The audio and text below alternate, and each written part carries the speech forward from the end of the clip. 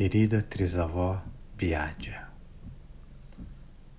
hoje me deu vontade de te escrever, dar notícias de como estão as coisas por aqui.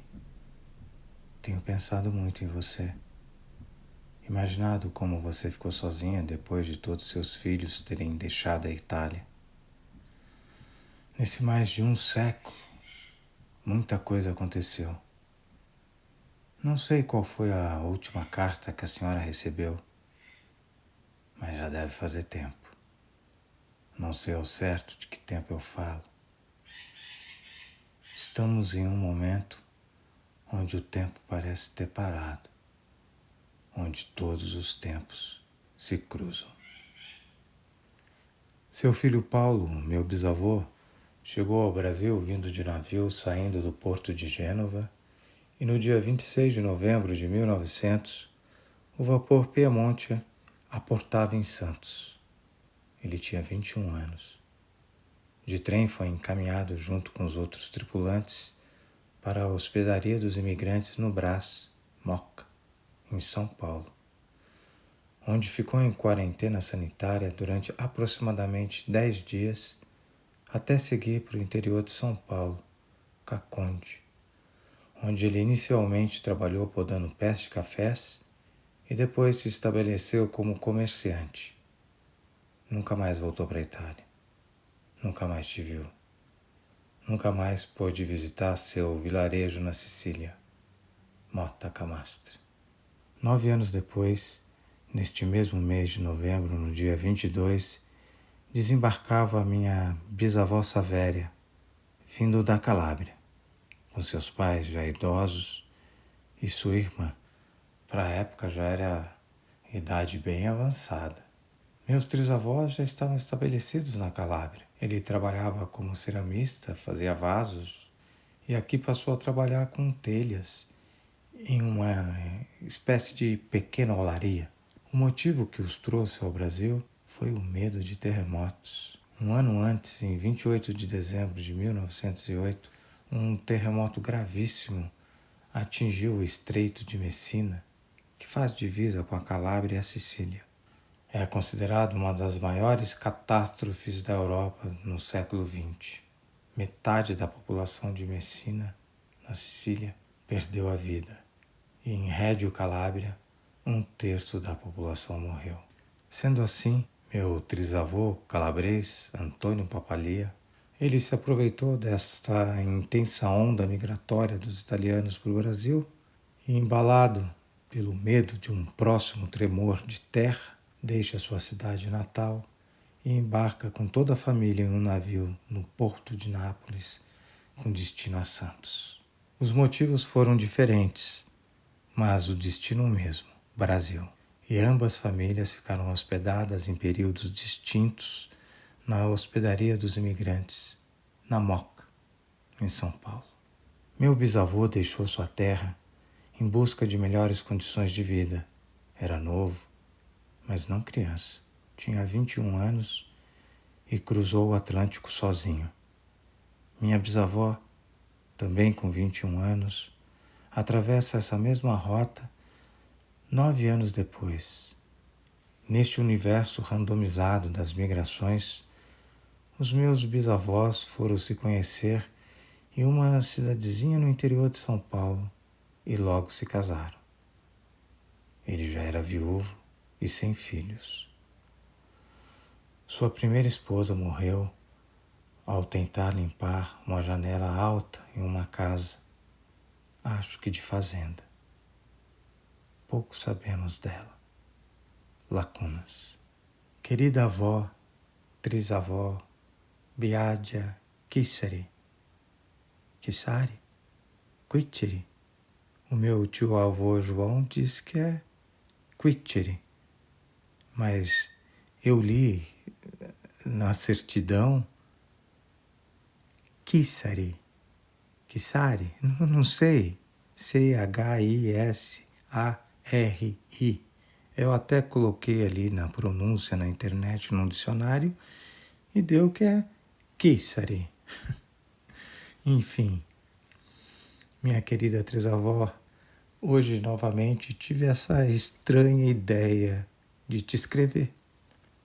Sei que a senhora não deve entender uma palavra de português e certamente, como seus filhos, não deve ter tido o privilégio do aprendizado da escrita. Mas tenho certeza que a senhora irá me compreender.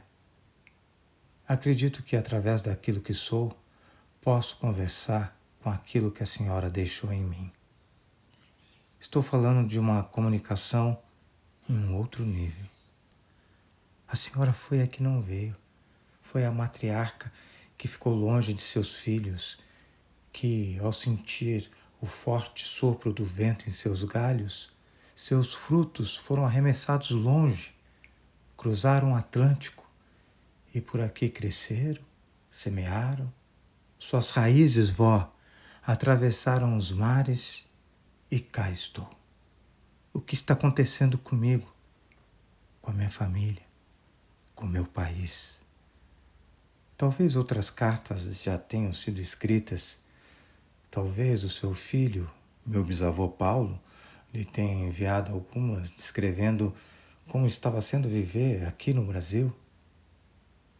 Mas quanto tempo faz que alguém não diz o seu nome? Fico me perguntando como era a comunicação entre vocês. Se existia algum intermediário que daqui escrevia, enquanto meu bisa ditava sua narrativa, e como disse seu neto mais novo, meu tio-avô João, já na altura dos seus 96 anos. Papai sempre mandava um dinheirinho para minha avó. Quanto tempo demorava de navio para esta carta chegar ao destino? Como era feita essa remessa de valores? De quanto em quanto tempo chegava alguma notícia de seus filhos? São muitas perguntas sem respostas. Lacunas. Olhar pelo vão destas lacunas, repousar o olhar nestas frestas, neste espaço de invenção, tem sido minha matéria-prima para traçar o bordado desta carta-aventura. Tudo começou com uma vontade na juventude de conseguir a cidadania italiana, tirar o passaporte europeu e passar a ter livre acesso pelas fronteiras da Europa, com a possibilidade inclusive de morar, estudar e trabalhar legalmente em algum país do continente europeu. Mas muita coisa mudou desde os anos 90 do século passado para cá. E devido a muitos empecilhos burocráticos, acabamos desistindo desta saga em obter a tão sonhada dupla cidadania. Eu nunca tive convívio com italianos. Foi mais na adolescência, quando comecei a me interessar pela dupla cidadania, que começou a surgir esse interesse das raízes do outro lado do Atlântico. Na verdade, eu tinha birra da Itália. Quem viveu sabe o que foi a Copa de 1982. Paolo Rossi, um verdadeiro trauma. Eu tinha 10 anos. Nunca superei. Minha querida trisavó, mesmo depois de tantas pesquisas, pouco sei eu de sua vida. Pela certidão de nascimento de meu bisavô, sei que a senhora era costureira. Sei o endereço de sua casa e sei também que a senhora não era casada. Ao menos em nenhuma certidão de seus filhos consta a confirmação de paternidade. Inclusive na certidão de registro do meu bisavô, quando a senhora foi sozinha até o cartório para registrá-lo, consta que o pai era alguém muito conhecido na cidade, mas que não estava presente no momento do registro. Sendo assim, seu filho Paulo recebeu seu sobrenome, Chicheri. Coisa muito rara naquela época, uma criança ser registrada apenas com o sobrenome materno. Futuramente, meu bisavô, antes de vir para o Brasil, teve o reconhecimento da paternidade e seu sobrenome materno foi substituído pelo paterno. Que pena.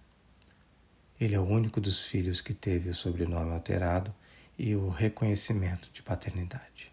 Recentemente eu encontrei a pasta laranja na casa dos meus pais com toda a nossa saga dos anos 90 para se conseguir a tão sonhada cidadania italiana. Isto fez com que reacendesse a chama e eu então passei a fazer muitas buscas pela internet em vários sites de pesquisas genealógicas. Foi neste momento que entrei em contato pela primeira vez com o seu nome, minha trisavó, Biagia Chiessari. E por esses mesmos sites também descobri que seu sobrenome vem de seu pai e não de sua mãe, Domenica Piazza. Ou seja, o sobrenome, mesmo vindo da mãe, sempre terá uma raiz paterna. Hoje visitei o museu, tempos de pandemia, mas com algumas restrições pude percorrer pela exposição e pelo pátio. Estou aqui no café. Falei com os meus amigos irmãos, Vissa e Gustavo. Gostaria ainda de tentar visitar o Arsenal da Esperança. Sonho. Essa é a palavra que paira no ar aqui no museu. Um lugar de esperanças, nova vida, um novo horizonte, o início de muitas saudades, choros, alegrias, encontros inusitados, um novo ar, um novo lar, a chuva fina de São Paulo, da garoa, a brisa do Mar de Santos, o trem que chega à porta, muitas malas, cheiros, odores, a nova alimentação, o aconchego de uma cama em terra firme para sonhar com uma nova vida, um novo mundo. Ouço o barulho do trem, passarinhos. O sol de inverno das 5 da tarde bate leve e o céu está bem azul, tempo agradável. Andar pelos corredores da hospedaria, visitar o museu, as exposições e principalmente ter conhecido o projeto Arsenal da Esperança, que também ali faz sua morada, atendendo diariamente mais de 1.200 pessoas em situação de rua, tem sido muito inspirador. Antes, um projeto que era apenas um sonho de dupla cidadania, ser reconhecido cidadão italiano pelo direito jus sanguinis, por ter sangue italiano, agora se tornou um projeto de vida para se estar mais atento ao outro, a quem está precisando de ajuda, de acolhida. O Arsenal da Esperança, junto com o Museu da Imigração na Hospedaria dos Imigrantes, é um verdadeiro portal para melhor compreender as raízes das desigualdades sociais que, infelizmente, nunca deixaram de fazer parte do cotidiano do nosso país. A construção deste complexo arquitetônico se dá no auge de um projeto do Estado brasileiro para estimular a vinda dos imigrantes, já que a mão de obra escrava estava com seus dias contados.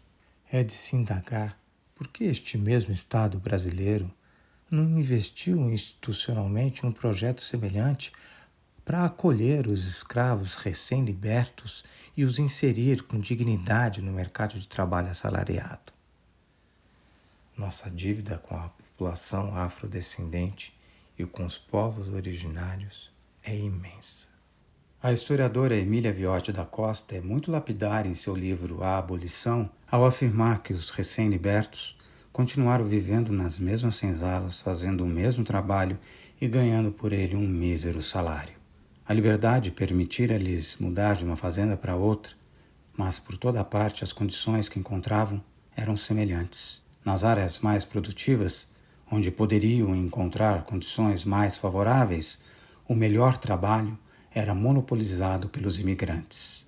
Os libertos sofriam com frequência dupla discriminação por parte de patrões e de trabalhadores estrangeiros.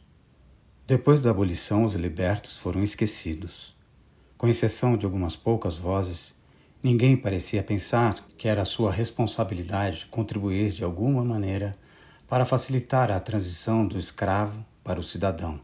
Até mesmo abolicionistas como o aclamado Joaquim Nabuco, que tão ardentemente militara na campanha abolicionista, no parlamento e na imprensa por mais de uma década, pareciam ter dado por concluída a sua missão. A maioria tinha estado mais preocupada em liberar os brancos do fardo da escravidão do que estender aos negros os direitos da cidadania. O governo republicano, que tomou o poder em 1889, excluiu os analfabetos do direito de voto, eliminando a maioria dos ex-escravos do eleitorado. Poucos foram os abolicionistas que, como o engenheiro negro André Rebouças, continuaram a afirmar que a tarefa deles ainda estava incompleta. Com esse fim em vista, Rebouças propôs uma reforma agrária que poria fim ao latifúndio, ideia apoiada pela Confederação Abolicionista e incluída no programa de 1888 do Partido Liberal. A proposta encontrou e encontra até hoje feroz oposição dos grandes proprietários de terras. Fecha aspas. Finaliza assim a historiadora Emília Viotti da Costa. A Jequitibá Rosa. Desde que iniciei esta pesquisa, naturalmente começou a acontecer um fenômeno comigo interessante.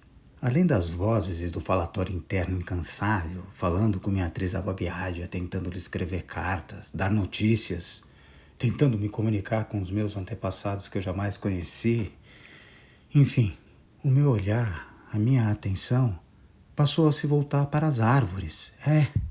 As árvores espalhadas pela cidade, como em um processo paralelo.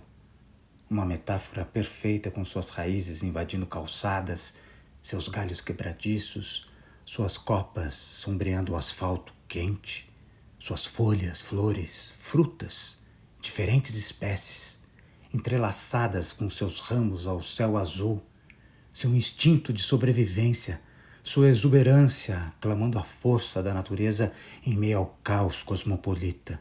Como ela se impõe, resistindo à poluição, à fuligem constante, algumas com suas raízes expostas que parecem verdadeiras saias de proteção, denunciam a ação do tempo, das inúmeras transformações que uma metrópole passa em seus projetos urbanísticos malfadados de apropriação do solo, que um dia foi terra, florestas, aldeias, trilhas, travessias, fazendas, pastos, bairros, cidades, com seus rios soterrados, calando o suspiro das águas, seu orvalho submerso, sua umidade nascente afundada, suas margens invisíveis aos olhos e voo dos cantos dos pássaros.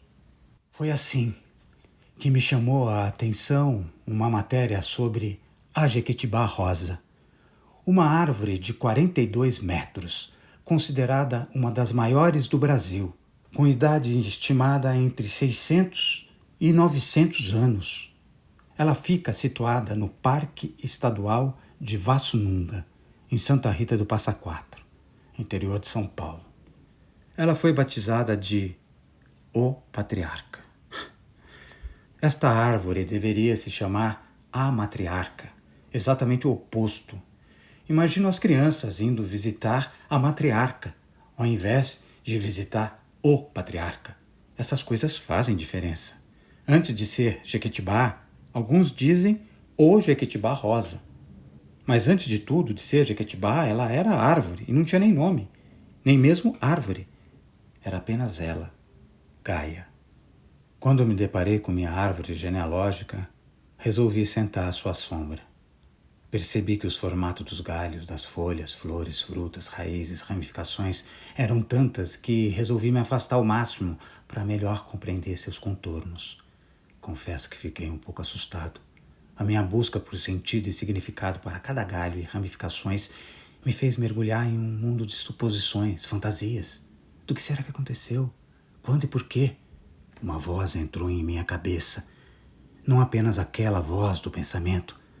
Sabe quando você conversa com alguém dentro de seus pensamentos? Então, isso tem acontecido comigo. Me pego conversando, perguntando coisas sem nunca tê-los visto. Os imagino em preto e branco. Eles, a razão colorida da minha existência. E foi pelos corredores da hospedaria que comecei a ouvir as primeiras vozes de meus antepassados. O intuito inicial desta pesquisa foi uma sensação de arrebatamento que eu tive quando, a convite de um amigo, fui visitar o Arsenal da Esperança. Entrar pelos corredores da hospedaria dos imigrantes e perceber que os alojamentos, antes ocupados por imigrantes, hoje acolhem todos os dias 1.200 pessoas em situação de rua, em um projeto conduzido por padres missionários italianos que, ao emigrarem de sua terra natal, embarcaram nesta aventura do dizer sim, como mesmo disse o padre Simone Bernardi, de estar disponível a serviço do outro, de poder ajudar aqueles que mais necessitam.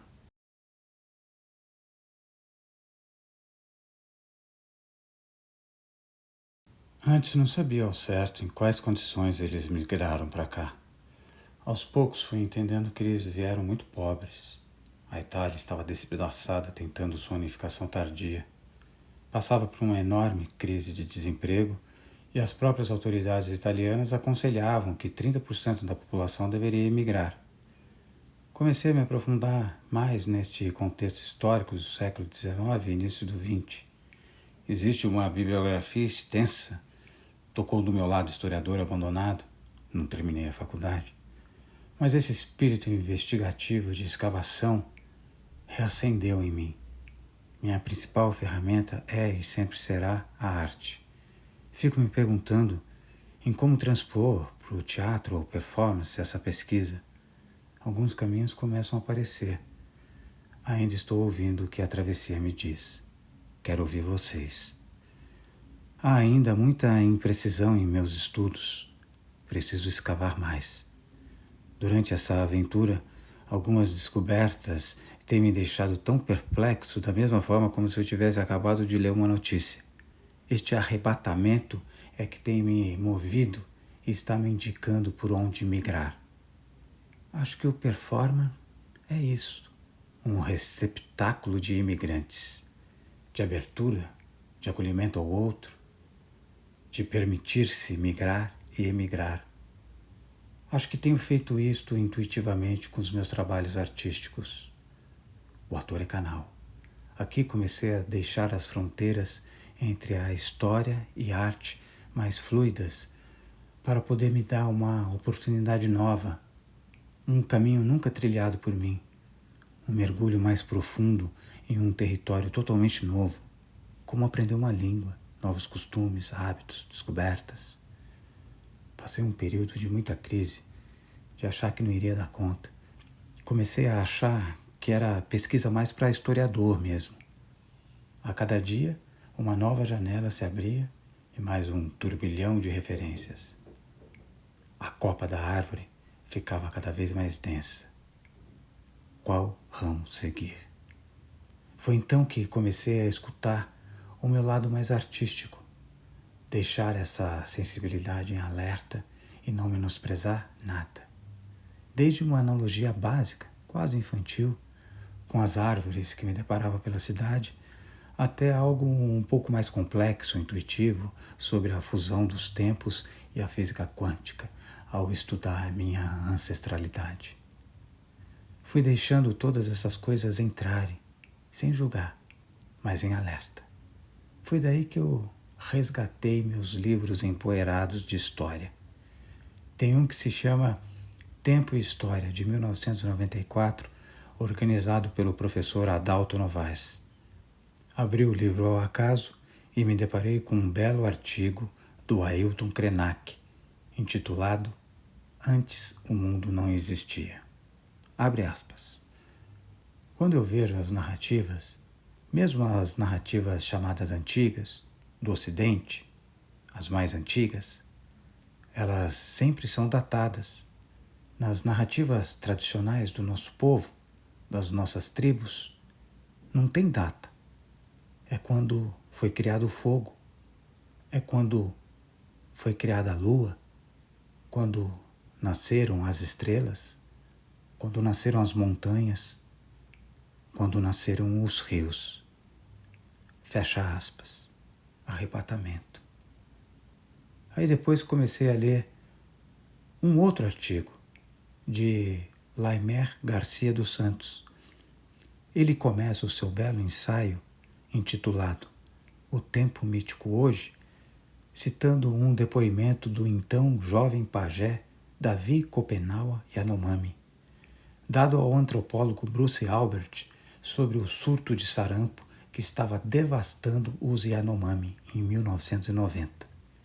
Ao mesmo tempo, eu tinha acabado de ver uma notícia sobre a epidemia de malária que está hoje matando muitos Yanomami. Abre aspas. Não toquem nisso. Por isso ele escondeu bem nas profundezas, a enterrou bem profundo. Se isso fica na superfície da terra, todos os Yanomami vão começar a morrer à toa.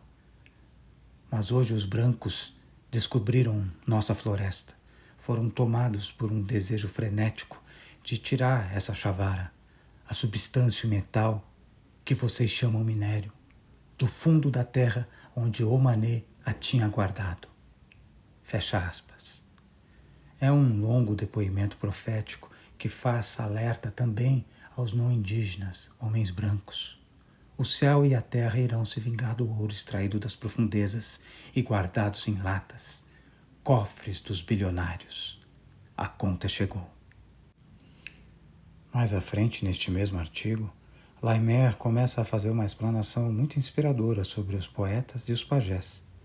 Cabe aqui reproduzir alguns trechos que têm sido minha bússola neste vasto oceano. Há um parentesco muito profundo entre os pajés e os poetas.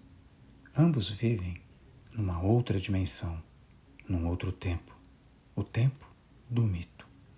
Quando o estudioso se dispõe a reencontrar o tempo perdido, o tempo mítico, deixa de ser especialista e tem a sua existência transformada absolutamente. Os xamãs e os poetas são os guardiões das metamorfoses, não só porque vivem num tempo mítico, tempo fluido, gerador de mudança, de criação, mas também porque existem como manifestação desse tempo. São a própria expressão do tempo mítico em ação. Para reencontrar o tempo do mito, não é preciso partir em busca do passado, porque o tempo mítico não é algo que já se foi. Para reencontrar o tempo mítico, é preciso exercitar-se na abertura para o presente, para a atualidade real e completa. E uma das melhores maneiras de fazê-lo é aprendendo a ouvir os xamãs e os poetas.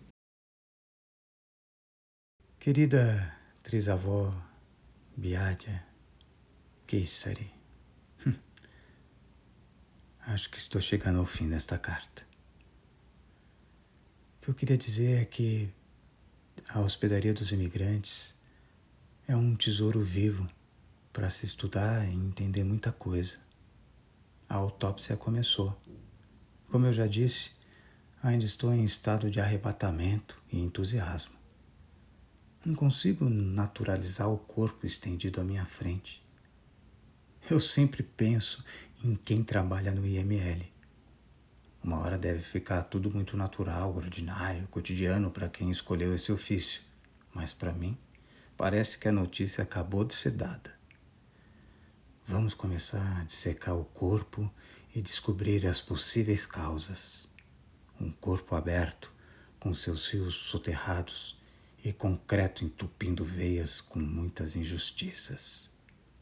As metáforas e o ato lúdico da arte-invenção passaram a ser combustíveis nesta escavação arcaica. A arte também é capaz de proferir seus diagnósticos, desde segurando uma caveira com a mão esquerda, contemplando o seu arcaísmo existencial e sussurrando a sua consciência. Ser ou não ser? Até respondeu uma pergunta com outra pergunta, como fez o pajé Davi Copenaua quando esteve na Grécia nos anos 90 e lhe perguntaram se ele estava gostando. Ele disse: onde estão as matas aqui? Antes, havia matas aqui? Os gregos responderam-lhe que na Grécia quase já não havia mais florestas. Então, Davi observou. Agora entendo. Aqui é a casa do avô do garimpeiro. Vocês são construtores de ruínas. O fio da despedida. A família que embarcava no navio segurava uma ponta. A família, os parentes, os amigos que ficavam, seguravam a outra ponta. O navio apitava, partia. O fio ia esticando, esticando, esticando e rompia.